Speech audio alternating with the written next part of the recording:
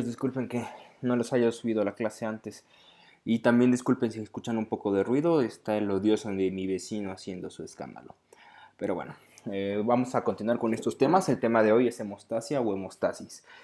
Eh, Vamos a definir qué es, ¿no? Vamos a definir a la hemostasia como la interrupción del flujo sanguíneo de cualquier vaso, sean venas o sean arterias, por propiedades fisiológicas de vasoconstricción y coagulación o por métodos quirúrgicos.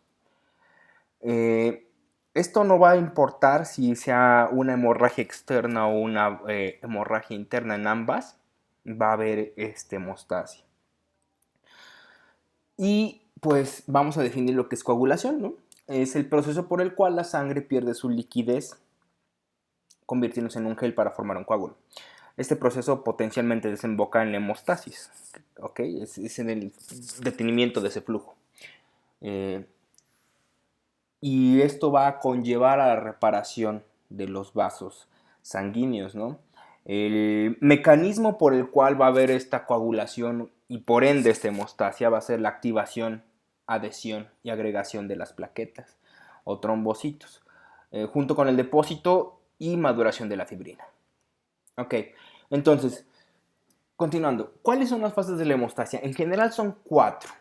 La vasoconstricción refleja o vasoespasmo, que es un estadio temporal.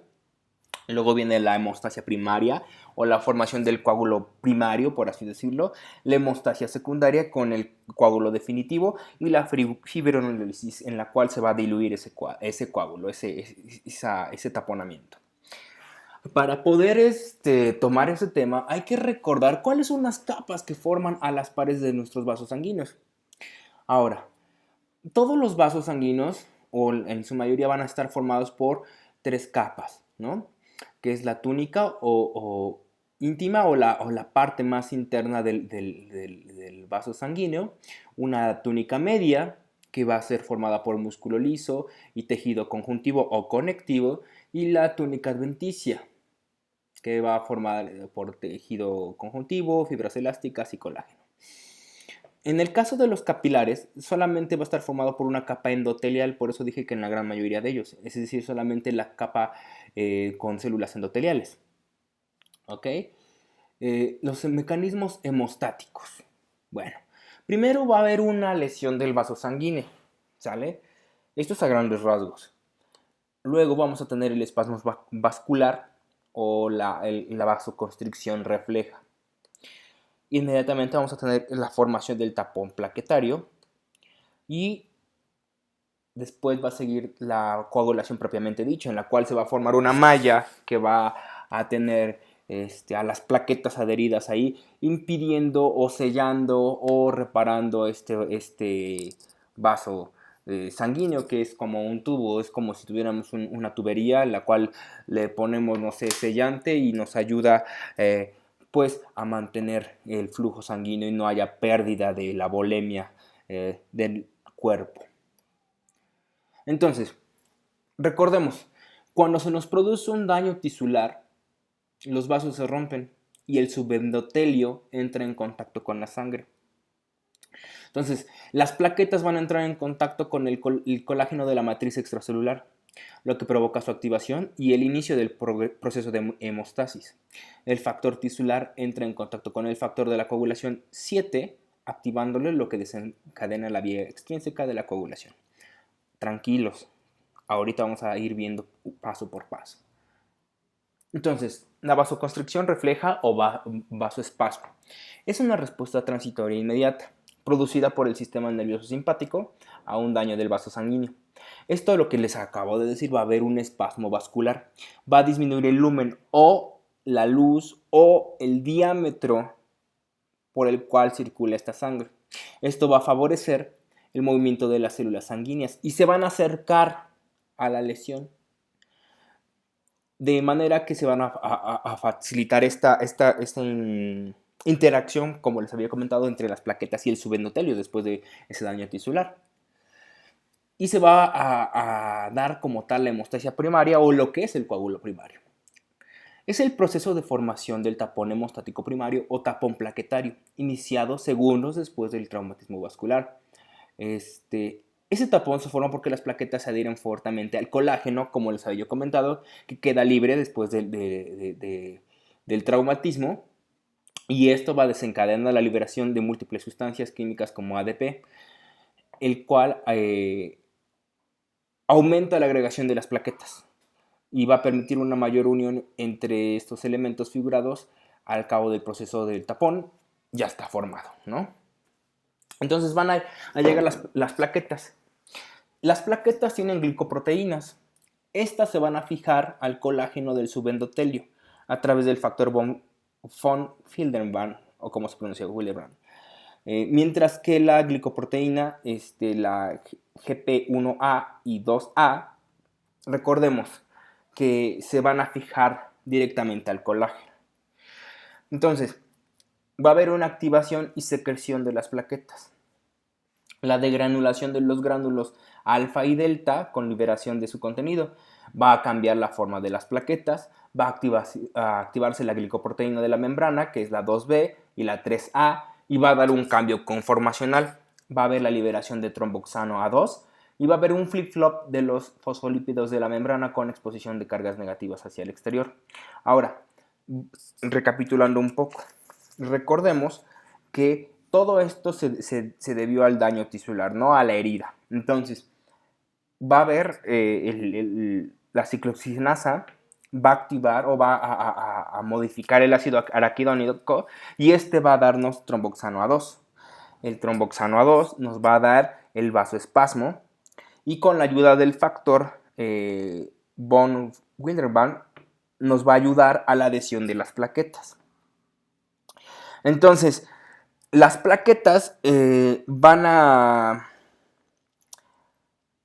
secretar lo que acabamos de decir, ADP más serotonina más el tromboxano A2, y va a aumentar la agregación plaquetaria. Entonces continuamos. El fibrinógeno plasmático producido por el hígado se asocia a la glicoproteína 2B y la 3A activada y pueden unirse simultáneamente a los dos ligandos situados en dos plaquetas diferentes, lo que provoca la formación de una red de fibrinógeno y plaquetas. Esto va a constituir lo que les había dicho, el coágulo tapón o hemostasia primaria, que es soluble y es reversible. Ahora, la segunda parte, que es propiamente la coagulación secundaria o lo que es la formación del tapón definitivo, es una compleja cascada de reacciones químicas, que va a implicar varios factores de la coagulación sanguínea. Estos factores de la coagulación sanguínea se enumeran con números romanos y se les coloca una letra A, que significa que están activados. ¿Okay? Se va a desencadenar como respuesta a la rotura de un vaso, daño de la propia sangre, y el resultado es la formación de un complejo de sustancias activadas, el activador de protrombina. Entonces, recordando, el activador de protrombina va a catalizar la conversión de la protrombina en trombina. La trombina va a actuar como una enzima para convertir el fibrinógeno en hilos de fibrina y van a quedar atrapadas las plaquetas, eritrocitos y plasma para formar el coágulo propiamente dicho. ¿Ok? Entonces, como les había dicho, los factores de la coagulación son o se dan por números romanos. Ojo, el número 6 no existe. En esta tablita les pongo el nombre de cada uno de los factores y su función. ¿Sale? Notemos que aquí hay un ion calcio y es muy importante, ya que ayuda a la unión de factores 9, 10, 7 y 2. Los factores 2, 7, 9 y 10, o los que les acabo de decir en desorden, que son los factores dependientes de la vitamina K. Y un error aquí. No, pensé que había dicho 11, pero es 9, 10, 7 y 2. Sí, 2, 7, 9 y 10. Esos son los factores dependientes de vitamina K. Entonces, vamos a tener la lesión de la pared del vaso sanguíneo. ¿Ok? Va a haber una constricción o vasoespasmo local que va a ayudar a formar el tapón hemostático temporal. Al haber esta lesión, se va a liberar la colágena o colágeno de la matriz extracelular, lo cual va a ayudar a que las plaquetas reaccionen y se va a formar un agregado plaquetario laxo. Esto va a activar la coagulación primaria. Ahora, la tromboplastina de los tejidos junto con la colágena y las reacciones plaquetarias van a activar la coagulación como tal, la secundaria, y van a formar la trombina con reacciones limitantes al tapón hemostático definitivo. Esto es importante que lo tengan en mente. En la coagulación de la sangre, cuando tengamos un traumatismo intenso de la pared vascular, tiende a durar de 15 a 20 segundos si se forma el coágulo. Traumatismo leve de la pared vascular de 1 a 2 minutos y se va a formar el coágulo.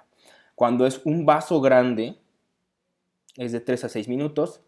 Y esto es una abertura no demasiado grande y se va a formar el coágulo. Y 20 a 60 minutos, abertura grande y se va a dar el cierre del vaso. Esto teniendo en cuenta que el paciente está sano y no tiene ningún tipo de alteración en la cascada de la coagulación. Ahora, ¿qué es la cascada de la coagulación? Es toda esta serie de pasos y activaciones que se van a ir dando para que se forme el coágulo o tapón secundario o definitivo. Tenemos dos vías, vía intrínseca y vía extrínseca, que van a converger en una vía común. El término de vía intrínseca, o más bien intrínseco, supone que no se añaden a la sangre factores no extrínsecos, como el factor hístico, que es el factor 3, o la trombina, y solo existe en contacto con la superficie no endotelial. Y aquí lo importante es que la prueba clínica de esta vía es el tiempo de tromboplastina parcial activado, o TTPA. Y la vía extrínseca indica el efecto del factor hístico, el cual después de su combinación con el factor 7 de la coagulación acelera considerablemente la coagulación, activando el factor 9 y el factor 10. Ahora, recordemos, el factor hístico pues, es un polipéptido que se expresa en todas las células, además de las endoteliales. Y para esta prueba, la forma de medirlo es el tiempo de protrombina, o PT o TP. Y como les había comentado, van a converger en una vía común. Esta vía común va a hacer que el fibrinógeno forme fibrina, primero monómeros, luego polímeros, estabilizados por el factor de la coagulación número 13 activado, y va a formar esta red o esta malla que les había comentado, que va a conformar prácticamente lo que es el tapón o coágulo. Entonces, recapitulando todo. Hay una lesión, estoy sangrando. ¿Qué es lo que va a pasar? La ciclooxigenasa o COX va a modificar o activar o a mover el ácido araquidónico, que a su vez nos va a ayudar o a formar el tromboxano A2. El tromboxano A2 va a producir el vasoespasmo. Como les había dicho, es una reacción temporal, ¿no? Y ayudado con el factor de von Willebrand, va a ayudar a la adhesión de las plaquetas, ¿no? Las plaquetas van a segregar o van a tener ADP más serotonina más el tromboxano A2. Y estas activadas pues, van a agregar más y más plaquetas, ¿ok? Luego, el fibrinógeno de nuestro plasma se va a unir a las plaquetas, a las GP de las plaquetas, y va a hacer que vaya mucho más plaquetas en la lesión. Y ahora sí se va a iniciar la vía tisular o extrínseca, que va a empezar, pues, después del trauma, con pues el factor tisular o factor número 3. Está el trauma, va a haber el factor tisular que va a activar o va a ayudar a que funcione el factor número 7. ¿Sí? El factor 7 se va a activar, el factor 7 activado va a activar al factor 10 y el factor 10 activado va a converger en lo que es la vía común. Después va a haber la activación por contacto o intrínseca. Entonces, después de la superficie dañada, el factor número 12 va a ser activado. Entonces, aquí está 12A. El 12A va a actuar sobre el 11 y va a activarlo. El 11 activado. va a activar al 9, el 9 al 9 activado, y del 9 activado junto con el 8 activado, van a activar al factor 10. Luego, el factor 10 junto con el factor 5 activado va a activar al factor número 2. Recordemos que el factor número 2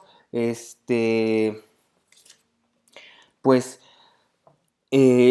tiene que ver con la protrombina. Entonces con el factor 2 activado va a formar trombina, y la trombina con el fibrinógeno se van a activar y van a formar monómeros de fibrina, ¿sale? Que aquí está en la vía común.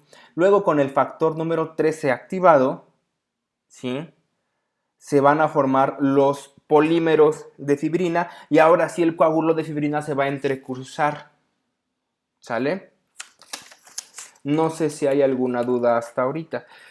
Si no, pues espero que me la hagan saber y lo podemos checar pues con calma, ¿no?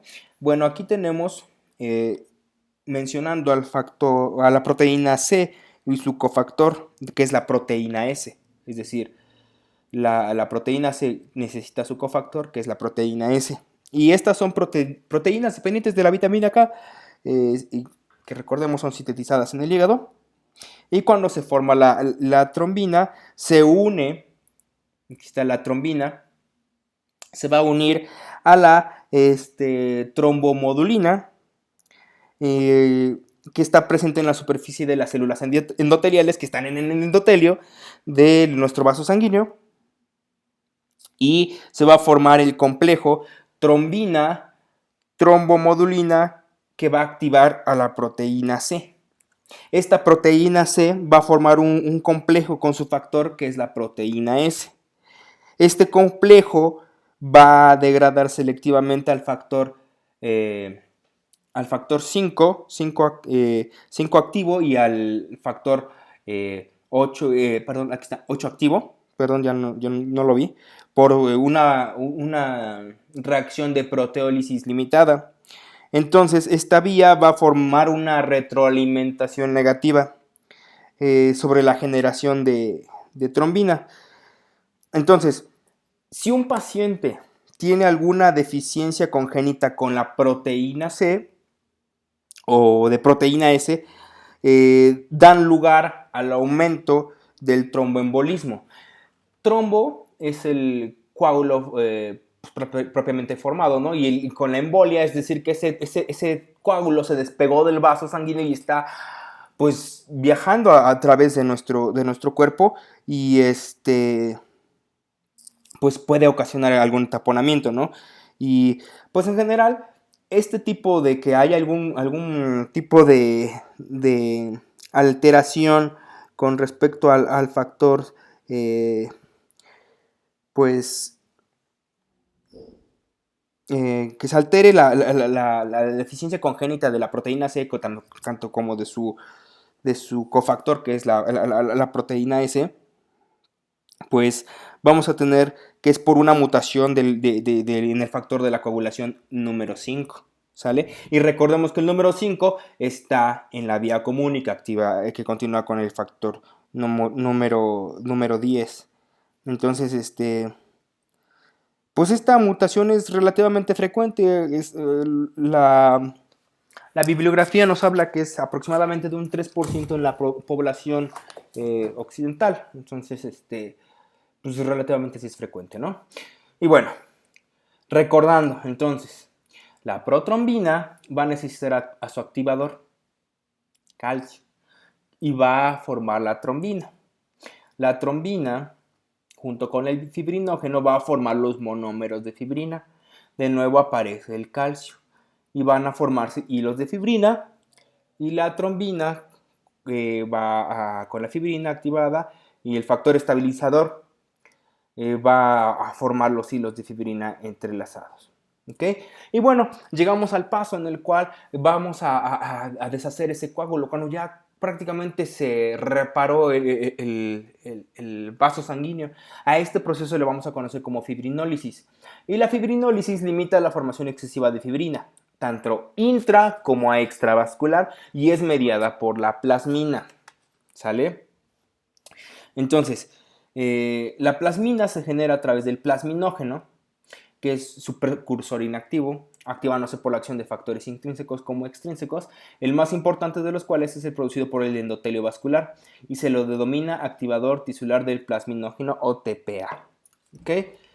Entonces, en resumen, el sistema fibrinolítico va a sintetizar el TPA, que es una proteasa que corta el plasminógeno para producir plasmina, que a su vez va a cortar la fibrina y va a disolver así el trombo o coágulo. ¿Sale? Como les había comenzado, los tiempos de coagulación nos ayudan a saber si hay algún tipo de patología en la cual va a haber muchísimo sangrado. Entonces, aquí les pongo este cuadrito en el cual ponemos la prueba, el recuento de plaquetas, nos van a marcar los valores normales, tiempo de sangrado o de Duke de 3 a 7 minutos, tiempo de coagulación que es de Lee White de 5 a 10 minutos, tiempo de protrombina, les había mencionado que es pues TP, que es de 10 a 14 segundos, INR de 0.8 a 1.2, tiempo de tromboplastina parcial activado, que es el de la vía intrínseca, que les había comentado, es de 25 a 45 segundos, tiempo de trombina, que es de 9 a 35 segundos, fibrinógeno de 200 a 400 miligramos sobre decilitro, productos de degradación de fibrina de 0 a 11. Y el dímero D, que es menor a 500 nanogramos sobre mililitro. Entonces, de acuerdo a los resultados de las pruebas básicas de coagulación, vamos a tener una orientación diagnóstica. Si tenemos TP, que es tiempo de protrombina, con lo que es el tiempo de tromboplastina parcial activado, que es TTPA, normal, con el tiempo de trombina, ¿cuál es su diagnóstico? Que tenemos una coagulación conservada y que si hay signos hemorrágicos, pues cuantificar el factor 13, que recordemos que es el que nos va a ayudar a estabilizar el coágulo, a que estos monómeros de fibrina se entrelacen y formen de mejor manera la malla, y también el factor von Willebrand, y también pruebas de funcional plaquetaria, porque puede que estas plaquetas, que son células provenientes del megacariocito, pues no estén bien formadas por alguna razón, algún tipo de neoplasia en médula ósea, etc. Si está aumentado TP, hay un tratamiento con anticoagulantes orales. Ojo, usualmente en TP está aumentado por el uso de ¿cómo se llama? De heparina o algún anticoagulante. También, por ejemplo, si está TTPA aumentado, hay que estar vigilando porque está tomando algún anticoagulante. Aumentado los dos, pues es un déficit del factor 2, 5 o 10 de la vía común.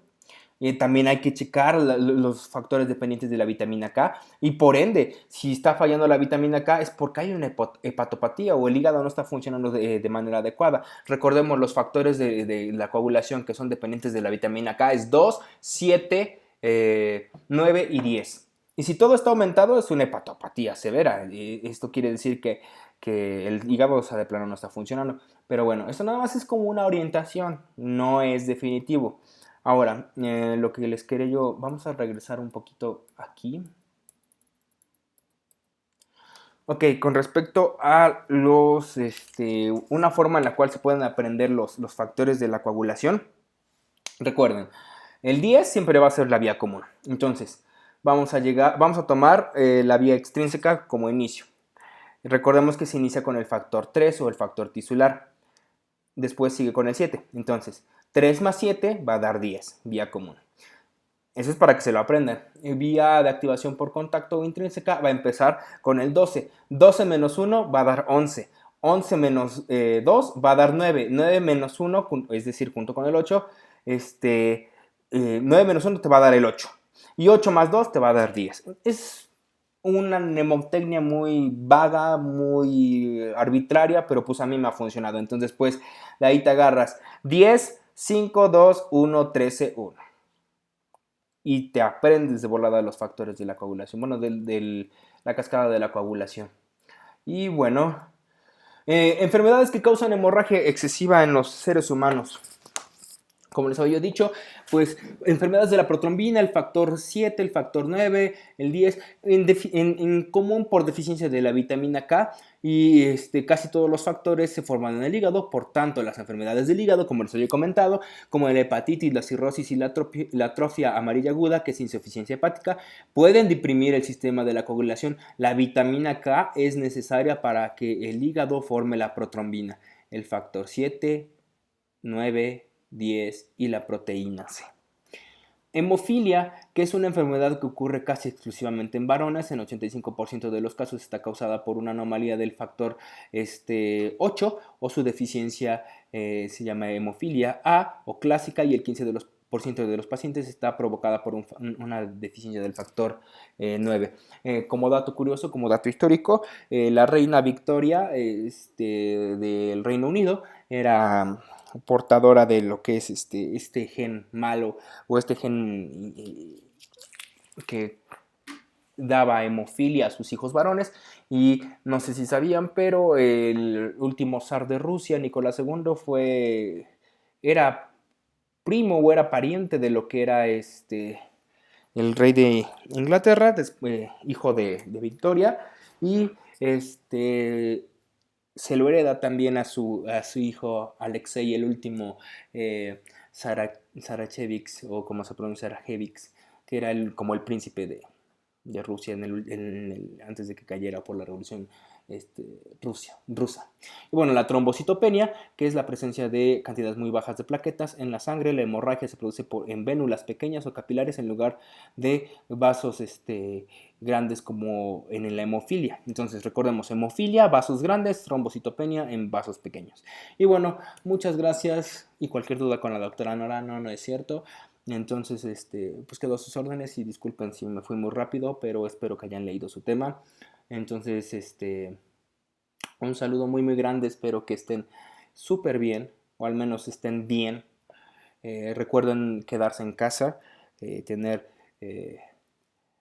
las medidas higiénicas adecuadas, eh, y pues les mando un gran abrazo. Adiós.